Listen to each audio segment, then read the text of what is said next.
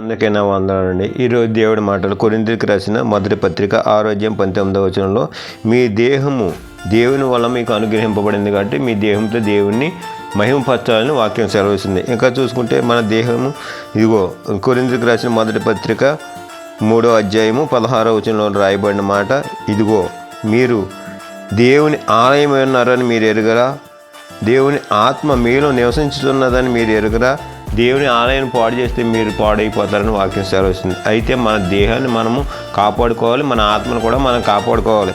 ఎందుకంటే దేవుని వాక్యం సెలవిస్తుంది. మహిమపరచడం అంటే దేవుని ప్రేమ, దయ, కరుణ, జాలి కలిగి జీవించాలి. అనేక మందిని మనము ఆదరించే వాళ్ళ ఉండాలి, అనేక మందిని సంతోషపెట్టేసే వాళ్ళ ఉండాలి, అనేక మందికి సహాయం చేసే వాళ్ళ ఉండాలి. ఎందుకంటే వాక్యం సెలవుస్తుంది. ఆదికాండంలో మొదటి అధ్యాయంలో దేవుడు తన స్వరూపం అంతా తన పోలిక చొప్పున నరుని నిర్మించాడు. ప్రతి వారిని కూడా మనం నిందించే వాళ్ళగా ఉండకూడదు, ప్రేమించే వాళ్ళ ఉండాలి, ఆదరించే వాళ్ళ ఉండాలి, సహాయం చేసే వాళ్ళ ఉండాలి. అప్పుడు పరిశుద్ధాత్మ దేవుడు మనల్ని బట్టి సంతోషపడతాడు. మనల్ని కూడా ఆయన దేవుని నామాన్ని మహింపచ్చినట్లుగా ఉంటాం. అలా కాకుండా మనసి రీతిగా మనము ఇదిగో చూసుకుంటే కొరింథీయులకు రాసిన మొదటి పత్రిక 3:3 రాయబడిన మాట, ఇదిగో మీలో అసూయలు, కలహములు, ద్వేషములు, మీ శరీరం సంబంధమైన మనిషి రీతిగా మీరు నడుచుకుంటున్నారు కాబట్టి మీ ఆత్మ దుఃఖపడుతుంది.